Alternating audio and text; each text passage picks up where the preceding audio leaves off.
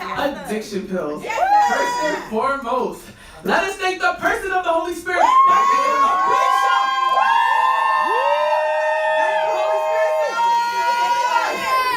And also let us thank our spiritual father, Prophet O.C. King, for what a wonderful platform that we've been given to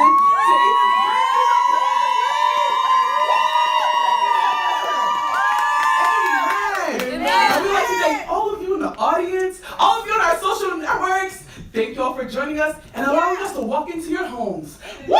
Amen. Amen. You guys look beautiful. Like that is. Amen. We receive. So with that said, let's take a seat. Amen. Amen. Are you guys excited to know what the Lord is doing?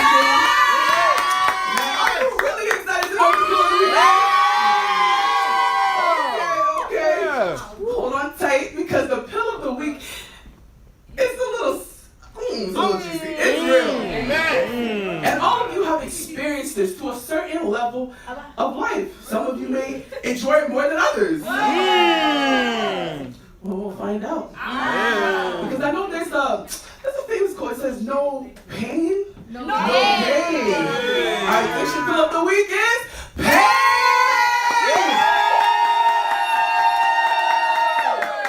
So what extent do you like pain? And what are you willing to do to get it? Woo!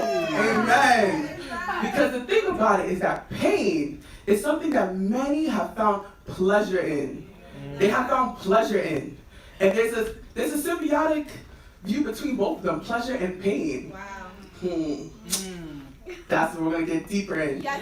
One thing for sure is that pain causes one, let's say for example, you hit your toe on the wall, then you feel that sharp pain, but then after it's like a euphoric feeling of relaxation. Then you're like, oh, the pain was kind of worth it.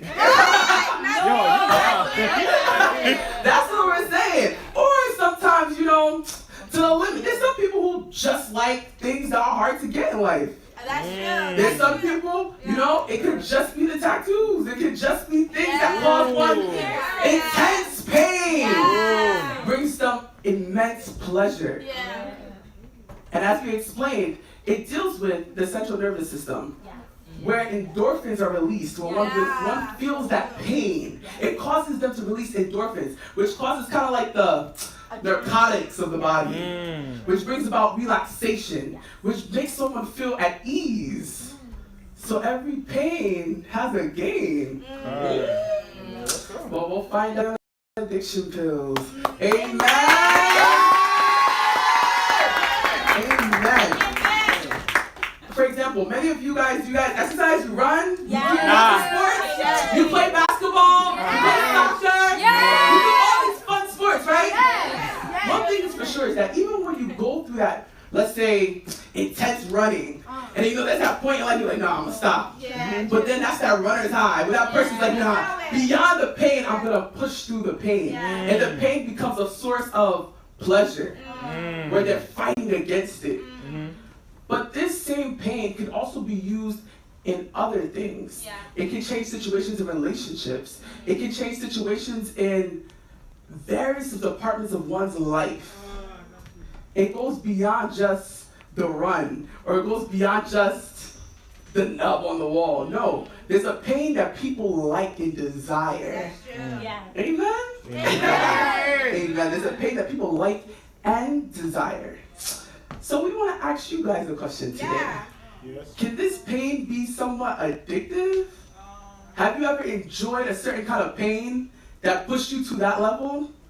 Amen. I see a nod right over there. Amen. Amen. And tell us about your experiences so that we can explain more. Amen. Amen.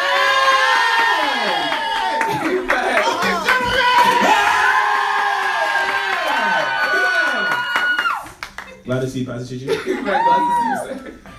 Great topic, by the way. Amen. So I won't really talk about myself. Don't talk. But I did have a friend. Yes. He's still alive, so I guess I do have a friend. Yes. Fascinating enough, the person was in a relationship. And we never really knew much about this relationship for a while. We just assumed it was going rosy and sweet and it was cool. But then when the breakup occurred, he was willing to really break it down for like 5 hours. Like talking about the pain. I mean, like it seemed as though he enjoyed talking about the pain. Relationship, like, yo, first this happened, then that happened. I should have picked up the like signal when 2 years ago this happened and that happened. And it's like man, you really, like when we asked you about the partner, it's like, yeah, everything's cool. But now like the breakup occurred, you're really talking about the pain. Like, man, isn't it as though it exactly so it's as though the good times was like what the person didn't even desire to remember. So do you think there's some people that really do just, I don't want to say they seek the pain, but they kind of feed off it a little bit. Exactly. It's as though that's what they really remember. Sometimes you meet a person can meet a new person and they talk about their past relationships and they just focus on the back. Like that's all talking about. Sometimes you hear a person like my last partner did this and that, and no good. Or so you can meet a student talking about their parents, man. In my household, oh my good. Or someone refers to African parents talking about the pain that comes from the household. So I feel as though people focus on really the negatives, like as though people feed off that. And any opportunity to talk about it, man, they're ready to. Even as someone their strengths, it's like you hear so many people saying I'm not really interesting or I don't really have so many strengths. Is it the weakness? It's like, oh, food, or they just talk about the negatives about themselves. Like, I think it's very common that people naturally feed off of the pain. Not me though. I'm a Thank you. So one thing that we really got from Pastor Christian that he said is that some people, they seek that pain, even in relationships. So you find people who tend to always date that particular type of person, you know, knowing that that person is the epitome of toxic, but they like that toxic pain. It pushes them, it rushes them to that extent. Then, like you said, 2 years later, the person's complaining. Should have complained the first month. But there's a desire and a need for pain. Amen. Amen. We have a wonderful time. Let's go. That's my pastor. Amen. Thank you, Holy Spirit. Interesting topic. Pain. Pain can definitely be addictive in the forms of piercing.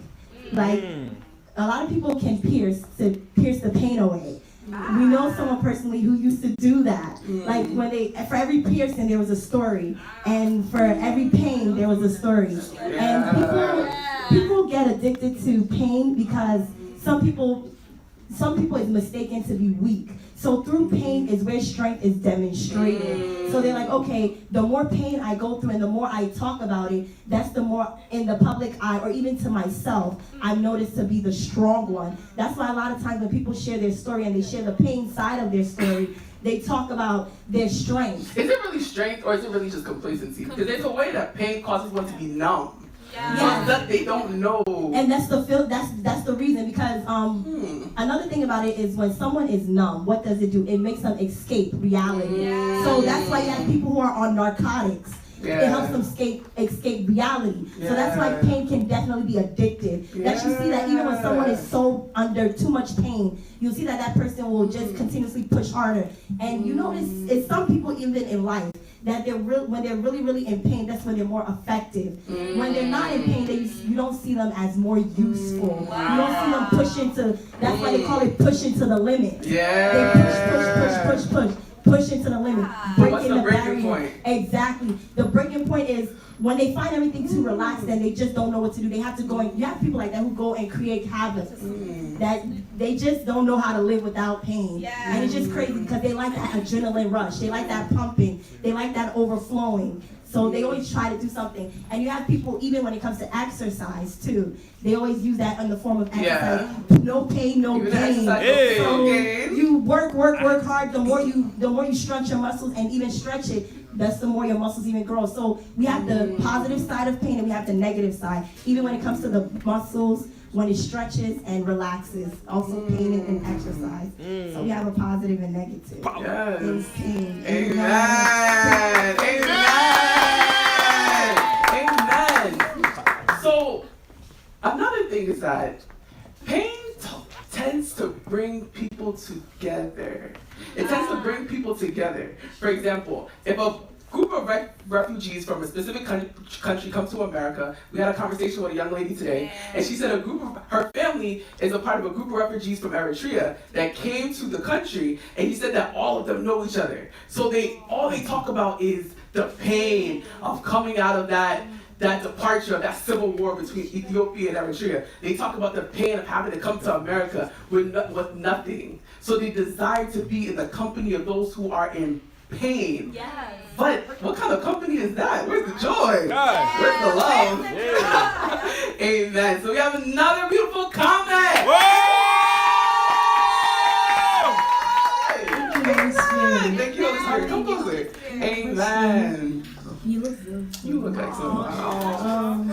In the other, the question, where you said that how do people desire for pain?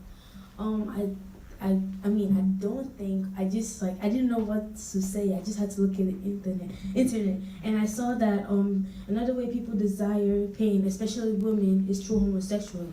Wow. Especially women, like for instance, a man and a woman does their stuff, and then later on the woman comes and like, I'm pregnant, and then the man is like, what? And the only way for the man and woman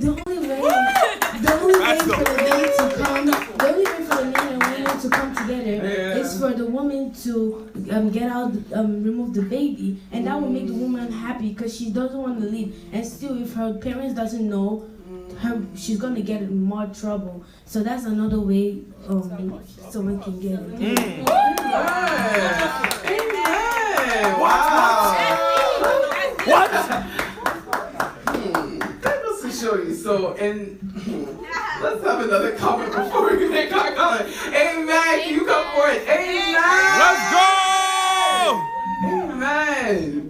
So on the internet, I just searched it up, but they said that pain is like a pleasure for people. Pain, they said that without pain is a duel. Everyday life will be a duel without pain. So people purposely have pain so that they don't have to go through a duel in life. So they could just like sit back and relax themselves because they don't want to face in life, that they don't want to go to that hard part of life. They just want to stay and relax. That's why it could be like a hard part for people in life because it's a duel for them. Amen. Amen. So we want to give you some facts. The thing is that there's a true nature of pain addiction, and it deals with acknowledgement, patience, encouragement, and nurturance. So these are things that help feed on pain, the acknowledging of that pain, the nurture of that pain. Yeah. You know, there are some people, we did know someone, at a time they had a situation, so they went through all extents to remove the thing off their body. Pain, all types of pain, all for the euphoric feeling of being in a place of relaxation. But man, it was a whole lot of pain to get there. But why did it need to be to that extent? And something that she even related in our last comment, and that we want to actually go into, is the idea that pain has changed the role of sex even in relationships. Wow. Because now even in the porn industry, which is $1 billion industry, whoa, it's changing the views and the images that have been instilled in young minds. That anger, that sadism. They call it masochism. A masochist is one who pleasures on pain. That's the ideal form of pain. But how can you even connect with one that's like that?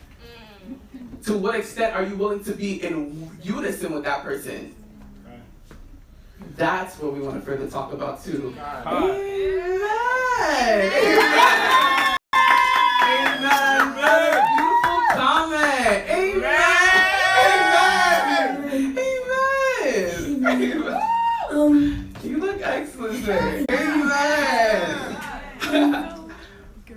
One reason I think people go through pain is I think that's the only way they can relate with each other. Because sometimes they don't have those, I don't know how to say it. Talk to me. Pain is the only way they could relate because they can't go through ease and start talking about it.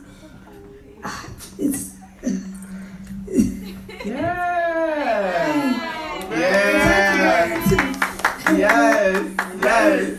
It's the only way they could relate with each other instead of, because without pain, there's nothing to really talk about. According to that, because so that becomes their conversation. Yeah, that's their conversation. Their main. So the pain in which they've endured in life, that becomes their conversation. That becomes their pull. Yeah. Their tug, that connection. Yeah. Because they can't go through drugs. They don't want to go to drugs. They talk about pain. How man, yeah. So can we ask you a question? What does one do if they have this desire for pain all the time, the addiction to pain? What can they do to get themselves out, or at least to lessen the blow, as you could say? Lessen the blow. Or to at least eliminate that idea of always seeking pain. Wow. No problem. We're gonna find out and ask the prophet because I want to know myself.